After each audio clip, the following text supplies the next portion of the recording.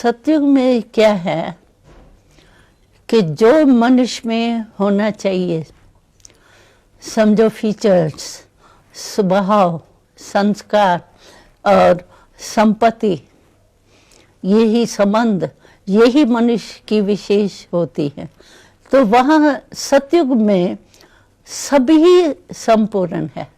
प्रकृति जो है वो भी सत्व प्रधान है, इसीलिए वहाँ कोई हलचल नहीं।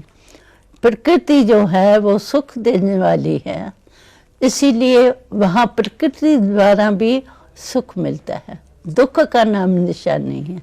और मनुष्य जो है संबंध में भी कोई नीचे ऊपर नहीं है, एक दो से संबंध ऐसा स्नेह भरा है जो को होना चाहिए, और साथ में संपत्ति की भी कोई कमी नहीं है। तो चाहिए क्या? एक तंदुरुस्ती चाहिए, और तंदुरुस्ती ऐसी है जो वहाँ बीमारी की, डॉक्टर की नाम निशान नहीं है। तो जो देवताई जीवन है उसमें सर्व प्राप्ति है, तन की भी, मन की भी, धन की भी, संबंध की भी और प्रकृति की भी प्राप्ति। सतो प्रधान होने के कारण प्रकृति भी दासी रहती है। तो इसीलिए वहाँ कोई अप्राप्ति नहीं है, सर्व प्राप्ति है। और सुख और शांति तो एक जैसे जन्म सिद्ध अधिकार है। यहाँ सुख लेने के लिए कोशिश करनी पड़ती है, वह नेचुरल लाइफ ही सुख और शांति की है। इसीलिए वो देवताएं जो हैं वो आकर्षण करते हैं, क्योंकि यहाँ की पवित्रता वहाँ की प्राप्ति है। तो पवित्रता की प्राप्ति जो है वो सुख शांति है। इसीलिए पवित्रता का यहाँ जो पाठ पढ़ते हैं समय पर, तो वहाँ देवताई जीवन में हमको सुख शांति एक जीवन का नेचुरल रूप है।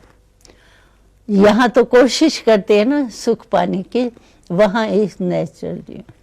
इतनी मशीनरी वहाँ नहीं है, सोलर सिस्टम ज़्यादा है और प्रकृति द्वारा ही समझो वायु है, तो वायु भी कहीं काम में आती है, जैसे फैक्ट्री है या कुछ भी है तो वायु भी मदद करती है। काम करना पड़ेगा, लेकिन क्या है कि यहाँ मेहनत करनी पड़ती है। समझो फल डाला आपने और अचानक ही कुछ बारिश आ गई, अचानक ही प्रकृति की हलचल हो गई, तो मेहनत करते बीज अच्छा होते हुए भी फल अच्छा नहीं निकलता। और वहाँ बीज आप डालो और फल बहुत ज़्यादा है और अच्छे में अच्छा सहज ही होता है। तो वहाँ फल की भी प्राप्ति जैसे सहज होता है।